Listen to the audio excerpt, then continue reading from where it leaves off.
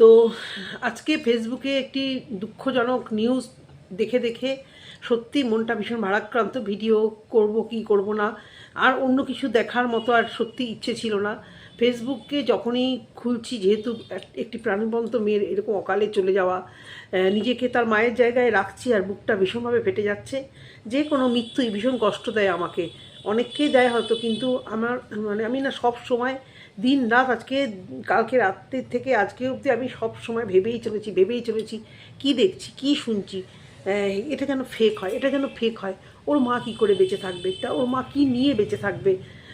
তোমরা সবাই জানো সায়নী চক্রবর্তী ফেসবুকে ভীষণভাবে ভাইরাল, ওআইটিতেও ওদের চ্যানেল আছে। ভীষণভাবে আমি ওদের ভিডিও দেখি, কারণ আমি যেহেতু অ্যানিমেল লাভার, আমি মানে অ্যানিমেল সংক্রান্ত মোটামুটি যারা ভিডিও দেয় মোটামুটি সবাইকে আমি ভীষণভাবে দেখি। সুন্দরীকে নিয়ে করা ভিডিও, তো তাকে নিয়ে আলাদাভাবে ভিডিও করার মতো কোনো মেন্টালিটি এবং ভিডিও কি করব। তো যেহেতু একটা সোশ্যাল মিডিয়া প্ল্যাটফর্মে আছি, তাই একটু মন মেজাজ ভীষণই খারাপ বলে তাই ভিডিও শুরুতে একটু তাদের তো ওকে নিয়ে একটু কথা বললাম।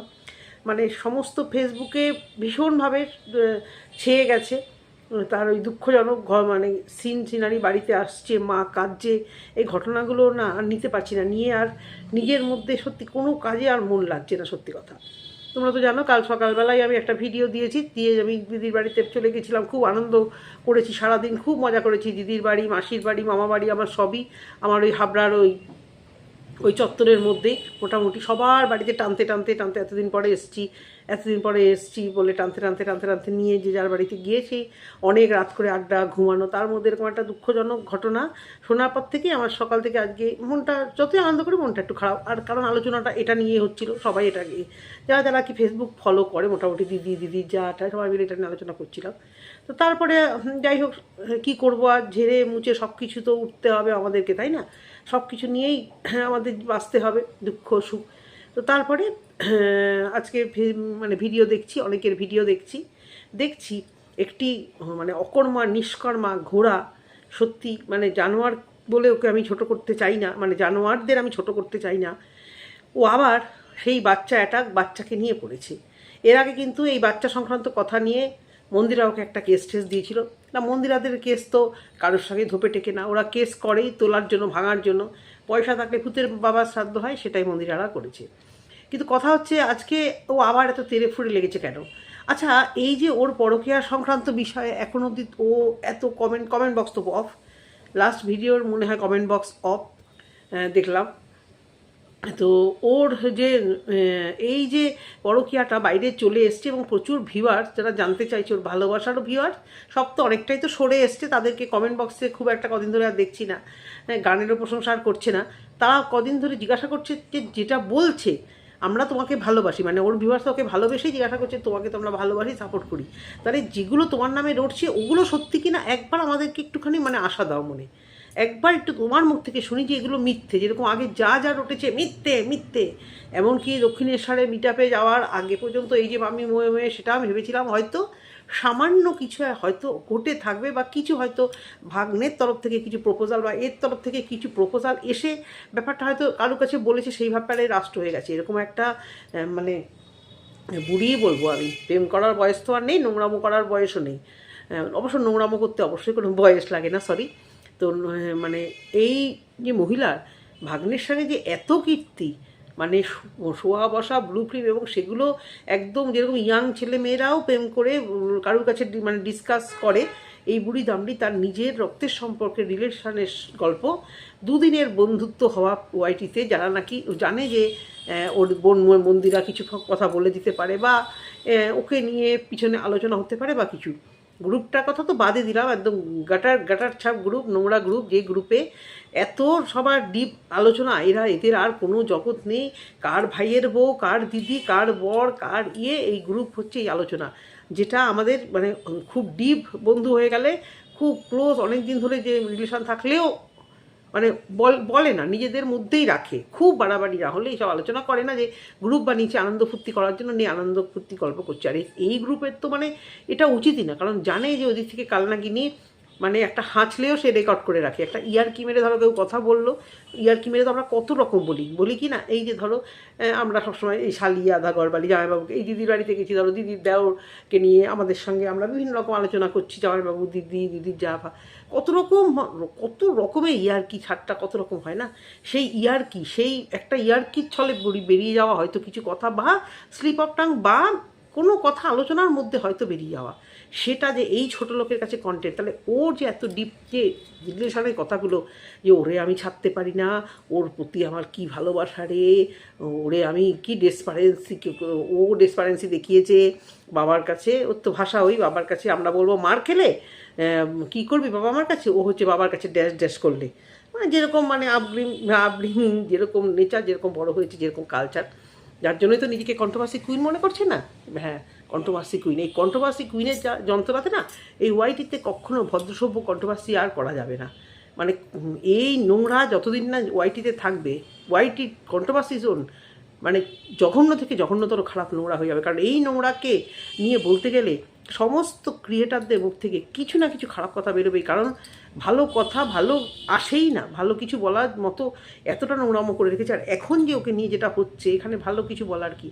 একটা হাঁটুর বয়সী ছেলের মতো সন্তানের সঙ্গে যে নোংরামো করে, আর ভিউয়ার্সরা কত জানতে যায়। তাহলে এবার কথাটা বলি, যেটা এই যে হঠাৎ করে এত খেপচুরিয়াস হয়ে গেল কেন? দেখো ওকে নিয়ে অনেক কিছু, অনেকে এই বাজে সেই বাজে, ও খারাপ, কোনো ব্লগারের ফরেও বলছে, যাদের পছন্দ হচ্ছে না ওর এগেনস্টে বলছে, এই অবধি ঠিক ছিল। আর ও মোটামুটি মাঝখানে ম্যাডামের ভয় খেয়েও প্রচুর পরিমাণে কেস একটু হলেও নিজেকে খোলস ছেড়ে বেরিয়ে এখানে এসে দেখাচ্ছিল। হঠাৎ এত খেপচুরিয়াস হয়ে গেল কেন? আর হঠাৎই বা এত নোংরামো শুরু হলো কেন ওর করলে? কারণ ও ওই জিনিসটা ও করে ফেলেছে। এবার উল্টো দিক থেকে যাদের লেজে মানে যাদেরকে তাতিয়েছে, মন্দিরা বলো, সঞ্জয় বলো, আর যে সমস্ত ক্রিয়েটারকে ও নোংরা এবার তাদের সুযোগ এসে গেছে ওর এগেনস্টে, যে যেরকম করেছে তাকে সেরকম দিন, এবং কোনো ভুল করছে না। 100 বার শুনতে খারাপ লাগলেও বলছি না, এর ব্যাপারে নিয়ম আলাদা, ও একে শাস্তি দেওয়ার ব্যাপারে নিয়ম নিষ্ঠা সবই আলাদা। হ্যাঁ, এবার এরা ঠিকই করছে। একটু যে এই যে ভয়েস রেকর্ডগুলো শুনছি, এই যে সঞ্জয়ের যে বউকে মাকে, কি মানে এত নোংরা মানুষ, এত নোংরা বাচ্চাকে নিয়ে, এইকে নিয়ে, শ্বশুরকে নিয়ে, এই যে নোংরাগুলো মানে শোনার আগে সত্যি মানে ধামড়ির মানে মানে বয়স যাবে তবু গায়ের চুলকুনি যাবে না, এই নোংরামো যাবে না। কাউকে অ্যাটাক করা মানে ওই একই কথা। আর কত বলবো, তোমরা ভিউয়ার্স, তোমরা আমাদের থেকে অনেক বেশি জানো, অনেক ভালো জানো। তো এই সমস্ত ওকে যেহেতু মন্দিরার দিদিরা বিভিন্ন জায়গায় কল রেকর্ড, ওর সত্যি কল রেকর্ড না, ভয়েস কলগুলো রেকর্ড করছে, ও হঠাৎ এত খেপচুরিয়াস হয়ে গেছে কেন? লাজ লজ্জা ভয় কোনোটাই নেই। অনেকেই বলছে ফ্যামিলিকে বলো, তো পরিষ্কার আগের দিনে ভিডিওতে বলেছি ফ্যামিলি সবাই জানে, কিন্তু কিছু করতে পারছে না। কারণ ও সবাইকে এমন ধমকানি দিয়ে রেখেছে, এমন হয়তো কিছু ব্ল্যাকমেল কিছু করছে যাতে ওদের ফ্যামিলি সবাই আতঙ্কিত। একটা মহিলার হাতে তো অনেক কিছু ক্ষমতা সত্যি থাকে, আইনে এখনও অনেক বেশি ক্ষমতা এই সব মানে মানে মহিলাদের উপর ক্ষমতা অনেক আছে বলেই, হ্যাঁ এখন পুরুষদের পাশেও দাঁড়ায়, কিন্তু প্রথম মানে ইনিশিয়াল স্টেজে মহিলার কথাটাই বেশি যখন বিশ্বাস করা হয়। আর এই সুযোগ এই কতগুলো নোংরা মহিলা হয়তো নেবে, সেই জন্য ওই ভেড়ার আর কোনো গতিও নেই। কারণ ওই ওরা নড়ার জায়গাও নেই, আর হয়তো একটা অ্যাডজাস্টমেন্টে আছে, ফ্যামিলির মধ্যেই থাক, ফ্যামিলির মধ্যে জিনিসটা থাক, যা নোংরামো করছো করো, আমি তো দিতে পারছি না, তুমি আমার না হয় তাকে নিয়ে নোংরামো করো। এখন এত খিপচুরিয়াস হয়ে যাচ্ছে। আমার যেটা মনে হলো, সম্পর্কটা ভাঙা একটা ইয়ের মধ্যে আসছে। আর এই সম্পর্কটা ভাঙলে মানে এই ধরনের নোংরা সম্পর্ক যখন মানুষ ভাঙার মতো হয়, তখন কিন্তু মানুষ পুরো খিপচুরিয়াস হয়ে যায়।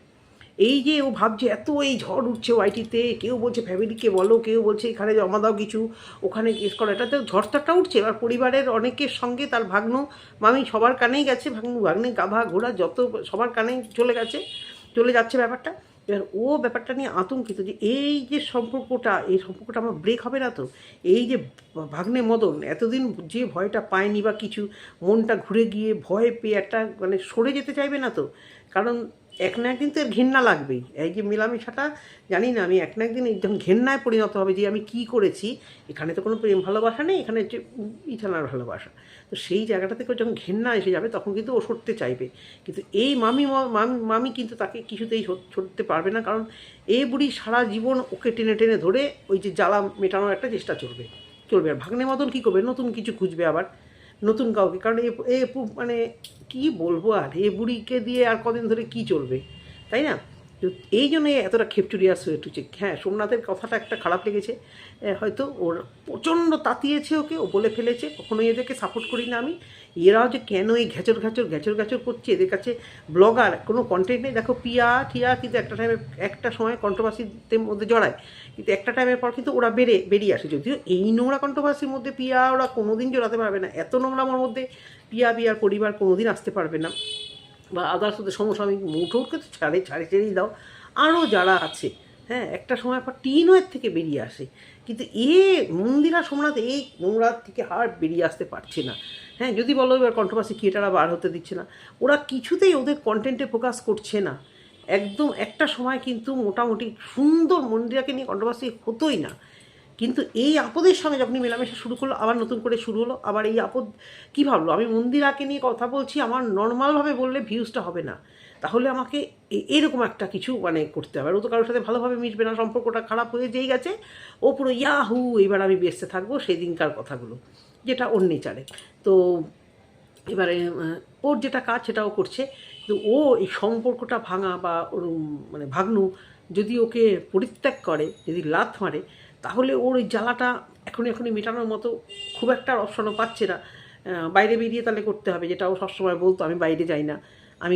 প্রচুর মানুষ এরকম বলে, আমার ছেলেমেয়ে না আমার মেয়ে খুব ভালো, বাইরে যায় না। তারপর দেখা যায় ঘরের মধ্যে টিচারের সাথে, বুড়ো টিচারের সঙ্গে পালিয়ে গেছে। এরকম ঘটনা কানে তো অনেক শুনেছি আমার পাড়ায় বিয়ের আগে।